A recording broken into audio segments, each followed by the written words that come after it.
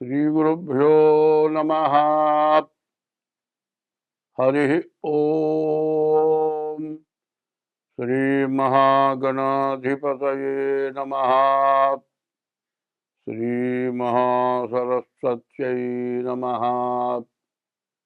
శ్రీగురుభ్యో నమః. హరి ఓం.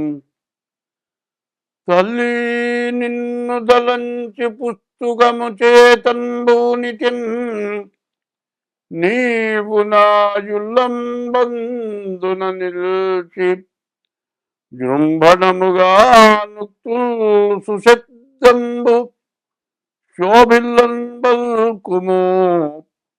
నాదువాక్కునను సంప్రీతిన్ జగన్మోహిని, పుల్లాబ్జాక్షి సరస్వతి భగవతి భారతి పూర్ణేందు బింబాననా.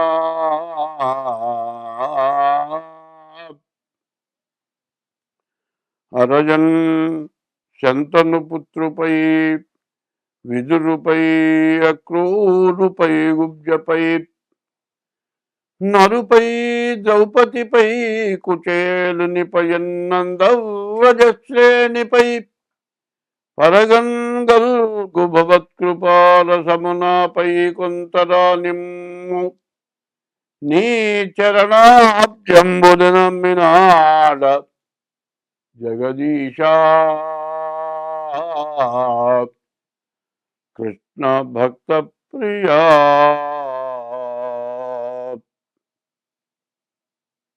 యుగాలు 4. మొదటిది కృతయుగం, రెండోది ద్వాపర యుగం, రెండోది త్రేతాయుగం. మొదటిది కృతయుగం, రెండోది త్రేతాయుగం, మూడోది ద్వాపర యుగం, నాలుగోది కలియుగం. యుగాలు 4.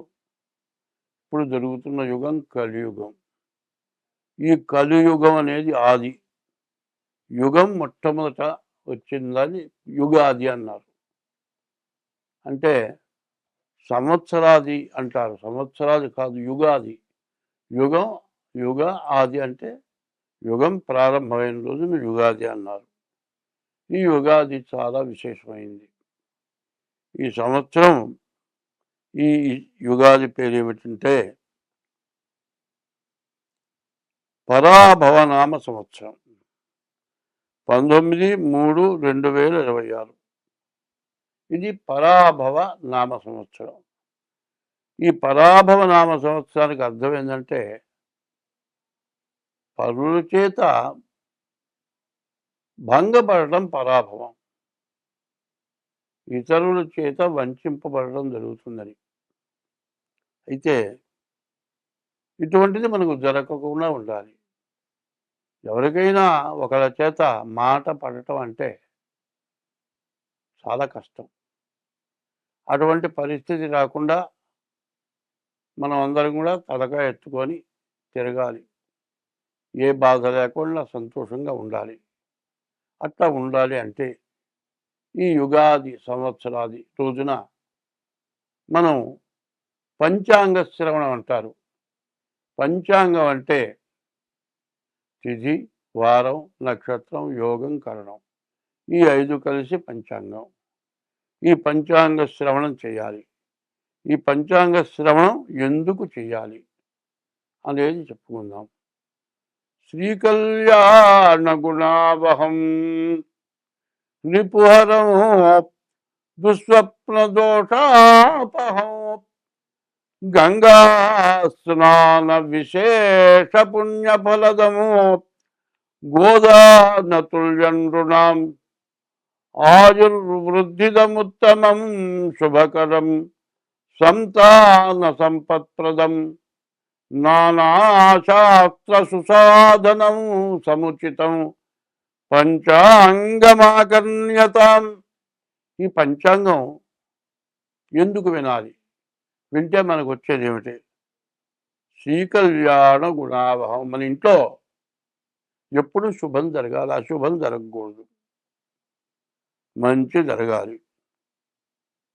మనకు శత్రువు అనేవాళ్ళు ఉండకూడదు.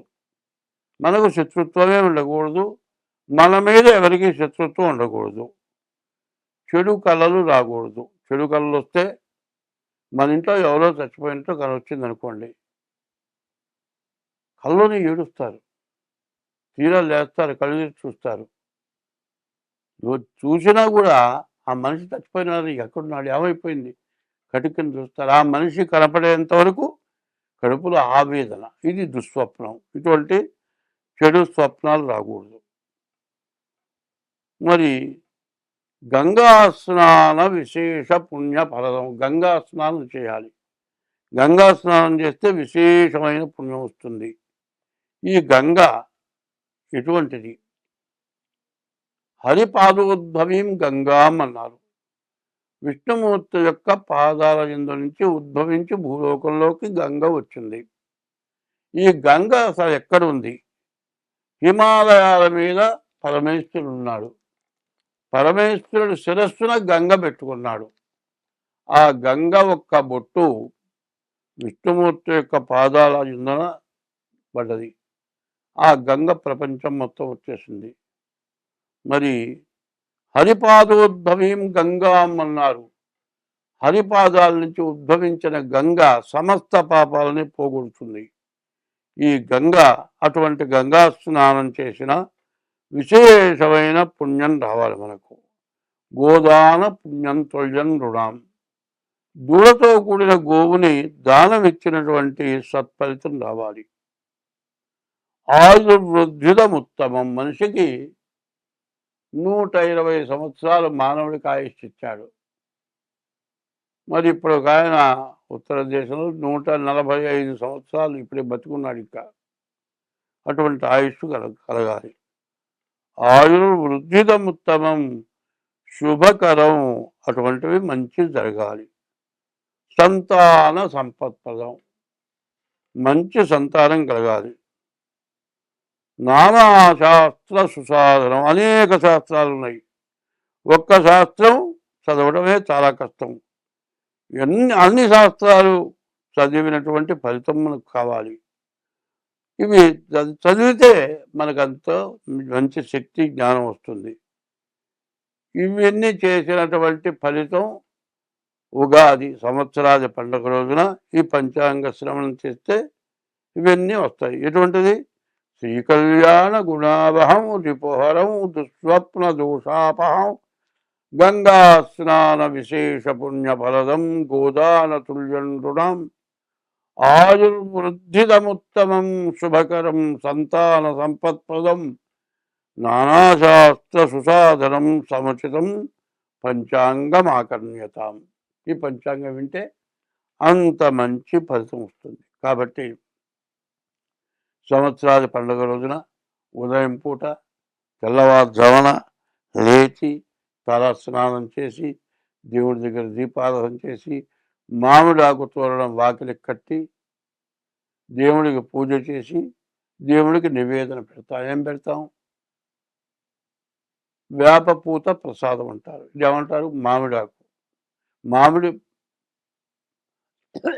కాయ, మామిడికాయ తురిమి, మామిడికాయ తురుము, తర్వాత వేపపూత, తర్వాత చింతపండు, తర్వాత బెల్లం, షడ్రుచులు అంటారు. పులుపు, ఉప్పు, తీపి, చేదు, వగరు. ఈ షడ్రుచులు కలిగినటువంటి ప్రసాదాన్ని మనం తీసుకుంటాం. ఇది దేనికి? మన ఆరోగ్యం బాగుపడుతుంది, మంచి జ్ఞానం కలుగుతుంది. తర్వాత ఇన్ని రకాలు నాలుక తగలగానే ఒళ్ళు గగురు పొడుస్తుంది. విపరీతమైన పిలుపు కానీ విపరీతమైన చేదు కానీ నోటికి తగిలితే మరి ఒళ్ళు గగురు పొడుస్తుంది. అయితే కష్టం కానీ సుఖం కానీ బాధ కానీ దుఃఖం కానీ సర్వాన్ని మనం సమర్థించుకొని మనం ముందుకు వెళ్ళాలి. కాబట్టి ఈ వేపపూత ప్రసాదం తినాలి ఈ సంవత్సరాది పండుగ రోజున. ఇది పంచాంగ శ్రవణం. ఈ విధంగా పంచాంగ శ్రవణం చేస్తే మనకు అంతా శుభం కలుగుతుంది. ఎటువంటి గ్రహస్థితులు బాగుండకపోయినా మనకు మేలు జరుగుతుంది. కాబట్టి ఈ రోజున ఈ సంవత్సరాది ఎప్పుడు 19/3/2026 అంటే 2026 సంవత్సరం మార్చి నెల 19వ తారీఖు గురువారం పరాభవనామ సంవత్సరం ప్రారంభమైంది. ఈ పరాభవనామ సంవత్సరంలో మరి నవగ్రహాలు 9 గ్రహాలు కూడా రాజ్య పరిపాలన చేస్తాయి. గురువారం రోజున పంచాంగం ప్రారంభమైంది కాబట్టి గురువు రాజు అయినాడు, కుజుడు మంత్రి అయినాడు, అట్లాగే సేనాధిపతి చంద్రుడు, సస్యాధిపతి శుక్రుడు, ధాన్యాధిపతి బుధుడు, అర్ఘ్యాధిపతి చంద్రుడు, మరి అర్ఘ్యాధిపతి చంద్రుడు, మేఘాధిపతి చంద్రుడు, రసాధిపతి సూర్యుడు, నీరసాధిపతి శుక్రుడు. ఇట్లా 9 గ్రహాలకి 9 యొక్క స్థానాలు వచ్చినాయి. మరి చంద్రుడికి మొత్తం 3 చోట్ల ఆధిపత్యాలు వచ్చినాయి. మరి సూర్యుడు మరి గురువు రాజు అవటం, గురువు బ్రాహ్మణ గ్రహం కాబట్టి అంతా మేలు జరగటానికి అవకాశం ఉంది. ఈ గురువు వల్ల మరి బియ్యం, మరి వెన్న, నెయ్యి, పంచదార ఇటువంటివన్నీ కూడా బాగా పంట పండుతాయి. మరి ధరలు బాగా పెరుగుతాయి. సస్యాధిపతి శుక్రుడు అవటం చేత ధాన్యాలు, మరి తెల్ల ధాన్యాలు, తెల్లటి భూములు బాగా పండుతాయి. ధాన్యాధిపతి బుధుడు అవటం చేత వర్షం మధ్యమ వర్షం, సమస్త జనం కూడా గాలి మబ్బుల వల్ల ఎక్కువ భయం కలుగుతుంది. అర్ఘ్యాధిపతి చంద్రుడు, అన్ని రకాల సస్యాలు ఫలిస్తాయి. తేనె, రసములు, ఉప్పు, మణులు, శంఖములు, చేపలు, గోధుమలు, ఆహార ధాన్యాలు, వస్త్రాలు, జొన్నలు, సజ్జలు, పంచదార, బెల్లం, పెట్రోలు, ఇతర నూనెలు, వెన్న, నెయ్యి, పాలు, పెరుగు, తమలపాకులు, వెండి, బంగారం బాగా దొరుకుతుంది. మేఘాధిపతి కూడా చంద్రుడు. సర్వదేశములందు కూడా మంచి వర్షం కురుస్తుంది. ధాన్యాలన్నీ కూడా బాగా ఫలిస్తాయి. గోవులు బాగా పాలిస్తాయి. గోవులు సుభిక్షంగా ఉంటాయి. గోబ్రాహ్మణేభ్య శుభమస్తు నిత్యం, లోకా సమస్తా సుఖినో భవంతు. గోవు బ్రాహ్మడు ఇప్పుడు కూడా బాధ లేకుండా సుఖంగా సంతోషంగా జీవిస్తే లోకం మొత్తం బాగుంటుంది అని.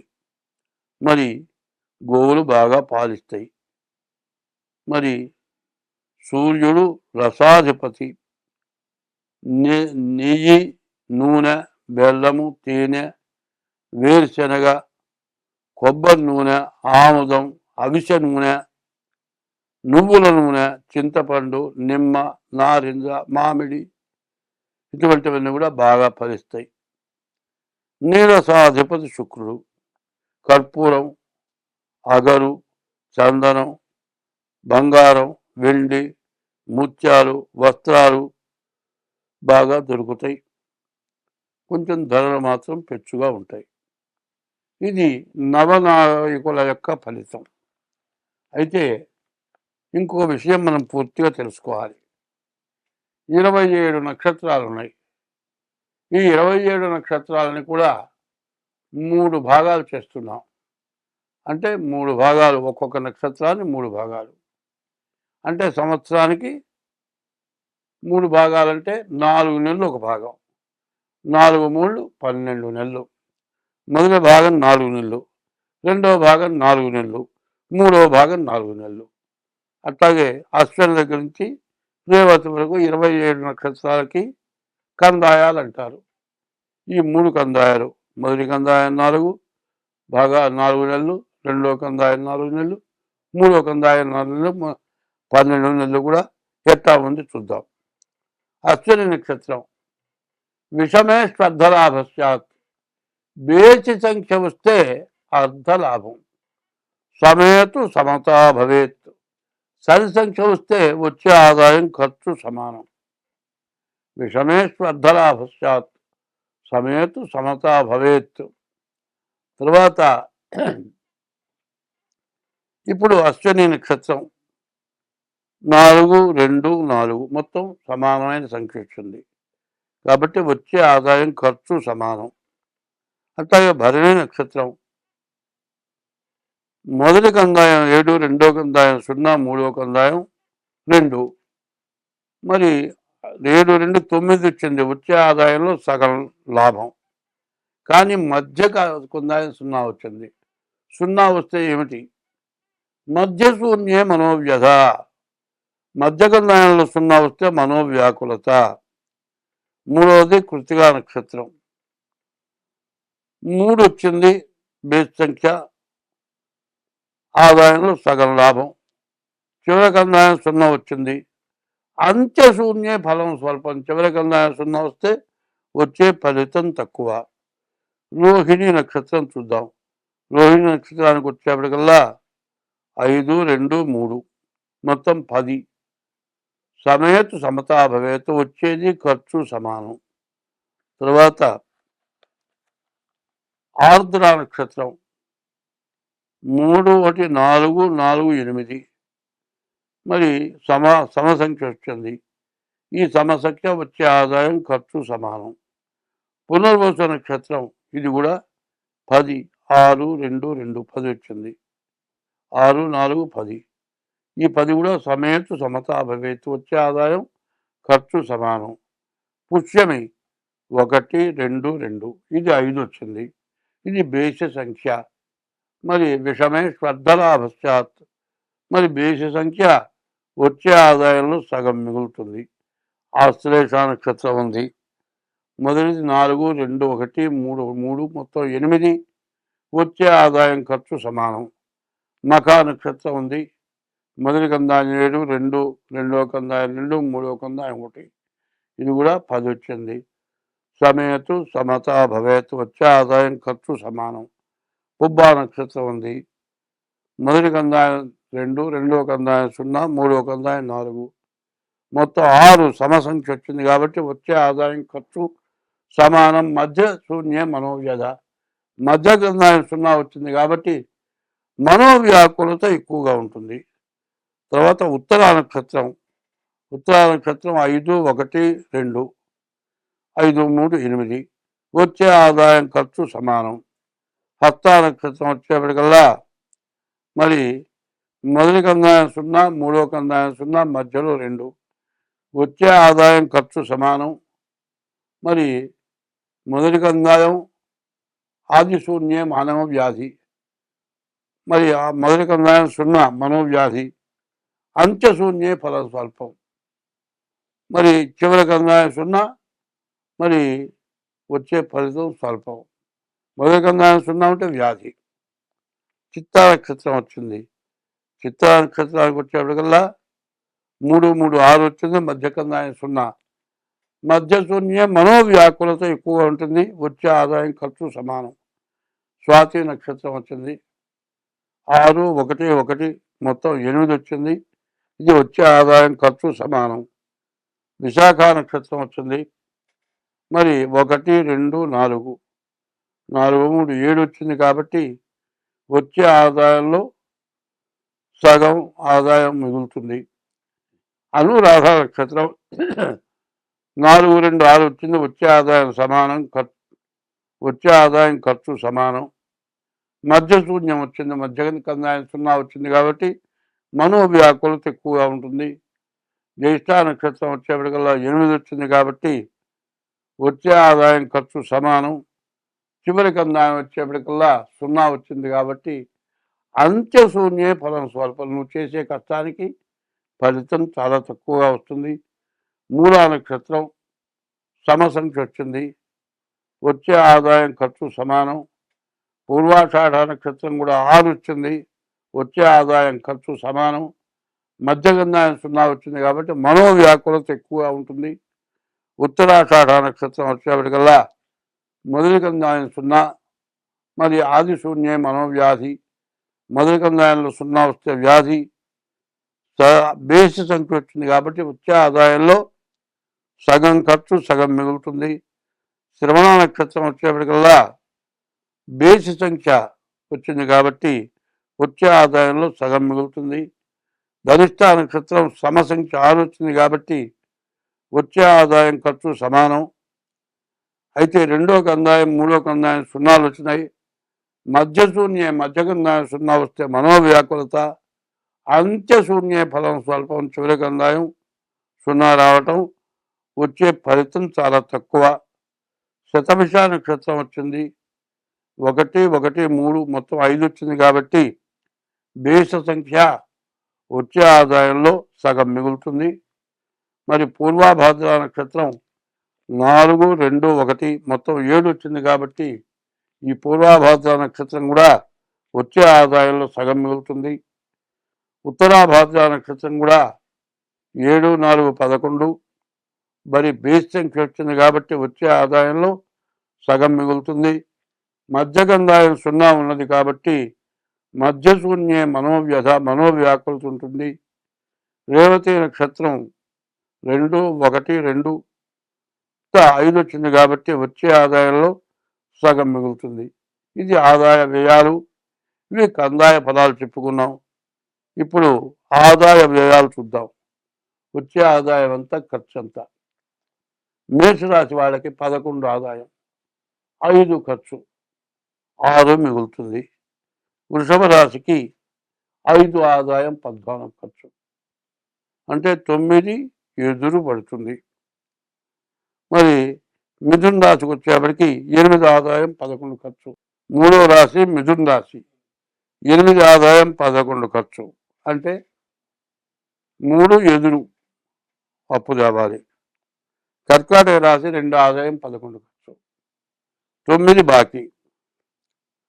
సింహరాశి 5 ఆదాయం, 5 ఖర్చు. వచ్చే ఆదాయం ఖర్చు సమానం. మరి కన్యారాశి 8 ఆదాయం, 11 ఖర్చు, అంటే 3 అప్పు. 7 తులారాశి 5 ఆదాయం, 14 ఖర్చు, 9 బాకీ. మరి వృశ్చిక రాశి 8 వృశ్చిక రాశి 11 ఆదాయం, 5 ఖర్చు, అంటే 6 మిగులుతుంది. ధనుస్సు రాశి 14 ఆదాయం, 11 ఖర్చు, 3 మిగులుతుంది. 10 మకర రాశి 2 ఆదాయం, 8 ఖర్చు, కాబట్టి 6 మిగులుతుంది. 11 కుంభరాశి 2 ఆదాయం, 8 ఖర్చు, అంటే 6 అప్పు చేయాలి. మరి 12 మీనరాశి 14 ఆదాయం, 11 ఖర్చు, 3 బాకీ జరుగుతుంది. ఇది ఆదాయ వ్యయాలు. చివరిది రాజపూజ్యం, రాజావమానం. అవమానం ఎంత? మంచి అనిపించుకోవడం ఎంత, చెడు అనిపించుకోవడం ఎంత? మంచివాడుగా పూజింపబడటం ఎంత, చెడువాడుగా తిట్లు తింటం మరి బాధలు పడటం ఎంత అనేది తేలుతుంది. మేషరాశి 11 రాజపూజ్యం, 5 రాజావమానం. 11 చోట్ల పూజింపబడతారు, 5 చోట్ల అవమానపడతారు. 2 వృషభ రాశి 5 రాజపూజ్యం, 5 చోట్ల పూజింపబడతారు, 14 చోట్ల అవమానింపబడతారు. మిథున్ రాశి 8 చోట్ల పూజింపబడతారు, 11 చోట్ల మరి అవమానపడతారు. కర్కాటక రాశి 2 చోట్ల పూజింపబడతారు, 11 చోట్ల అవమానింపబడతారు. 5 సింహరాశి 5 చోట్ల పూజింపబడతారు, 5 చోట్ల అవమానపడతారు. 6 కన్యారాశి 8 చోట్ల పూజింపబడతారు, 11 చోట్ల అవమానపడతారు. 7వ రాశి తులారాశి తులారాశికి 5 చోట్ల పూజింపబడతారు, 14 చోట్ల అవమానపడతారు. 8 వృశ్చిక రాశి 11 చోట్ల పూజింపబడతారు, 5 చోట్ల అవమానింపబడతారు. 9 ధనస్సు రాశి 14 చోట్ల పూజింపబడతారు, 11 చోట్ల అవమానింపబడతారు. 10 మకర రాశి 2 చోట్ల పూజింపబడతారు, 8 చోట్ల అవమానింపబడతారు. 11 కుంభరాశి 2 చోట్ల పూజింపబడతారు, 8 చోట్ల అవమానింపబడతారు. మీన రాశి 14 చోట్ల పూజింపబడతారు, 11 చోట్ల అవమానింపబడతారు. ఈ పరాభవ నామ సంవత్సరము ఈ 12 నెలల ఫలితాలు ఏంటో చూద్దాం. ఈ 12 నెలలకి మొట్టమొదటి రాశి మేషరాశి. ఈ మేషరాశికి ఏలునాటి శని ప్రారంభమైంది. ఇప్పటికి సంవత్సరం అయింది. ఇంకా 6 సంవత్సరాల 6 మాసాల పాటు మరి ఏలినాటి శని జరుగుతుంది. తర్వాత ఈ రాశి వాళ్ళకి రవి, కుజుడు, బుధుడు, రాహువు ఈ గ్రహాలు బాగున్నాయి. దీనివల్ల వచ్చే ఫలితం ఏకాదశంలో ఈ గ్రహాలు ఉండటం చేత రవి బుధులిద్దరూ ఒక చోట ఉండటం చేత బుధాదిత్య యోగం, మంచి వ్యాపారాలు, ఎటువంటి వ్యాపారమైనా కూడా బాగా సాగుతుంది. కుజుడు బాగున్నాడు, ఇళ్ళు కానీ పొలాలు కానీ భూములు కానీ కొనుక్కుంటారు. బుధుడు బాగున్నాడు, బుధుడు వ్యాపారం సాగుతుంది. రాహు బాగున్నాడు, వచ్చే ఆదాయం మిగులుతుంది. కానీ కాలసర్పదోషం, రాహుకేతువుల మధ్య గ్రహాలు పడ్డాయి. మరి శుక్రుడు బాగున్నాడు, శుక్రుడు వల్ల వివాహాది శుభకార్యాలు జరుగుతాయి. ఏలినాటి శని వల్ల విపరీతమైన ఖర్చులు, విపరీతమైన బాధలు ఎక్కువగా ఉంటాయి. చదువుకుండే పిల్లలకు చదువు సాగదు, ఉద్యోగంలో కూడా ఇబ్బందులు వస్తాయి. ఇది మేషరాశి ఫలితాలు. 2026వ సంవత్సరం మరి పరాభవనామ సంవత్సరం. ఈ సంవత్సరం మీనరాశి ఫలితాలు చూద్దాం. మీనరాశికి ఏలునాటి శని ప్రారంభమై సంవత్సరం అయింది. ఇంకా 6 సంవత్సరాలు 6 మాసాలు పూర్తిగా మరి ఈ మీనరాశి పరిస్థితి పూర్తిగా బాగాలేదు. మరి కుజుడు బాగాలేడు, శని బాగాలేడు, గురువు అంతకంటే బాగాలేడు. ఈ రాశి వాళ్ళ పరిస్థితి పూర్తిగా ఇబ్బందికరంగా ఉంది. ఈ రాశి వాళ్ళు చాలా జాగ్రత్త పడాలి. మీ జాతకం తప్పనిసరిగా చూపించుకోవాలి. ప్రతిరోజు శివాలయానికి వెళ్ళాలి. శివాలయంలో శివుడికి 11 ప్రదక్షిణాలు చేయాలి. ప్రతిరోజు మారేడు దళాలతో శివుడిని పూజించాలి. నవగ్రహాలకు ప్రదక్షిణ చేయాలి. మరి మంగళవారం కుజుడికి, శనివారం శనికి, గురువారం గురువుకి పూజ చేయించుకోవడం చాలా మంచిది. బియ్యపు రవ్వ, పంచదార కలిపి మరి పుట్టలకు వేయండి. దీనివల్ల చాలా బాధలు తొలుగుతాయి. తప్పనిసరిగా మీ జాతకం చూపించుకోవటం చాలా అవసరం. అట్టా మీ జాతకం చూపించుకోవాలంటే మా ఫోన్ నెంబర్లు 2 ఉన్నాయి. ఒకటి 6300061241, రెండో నెంబర్ 7801071946.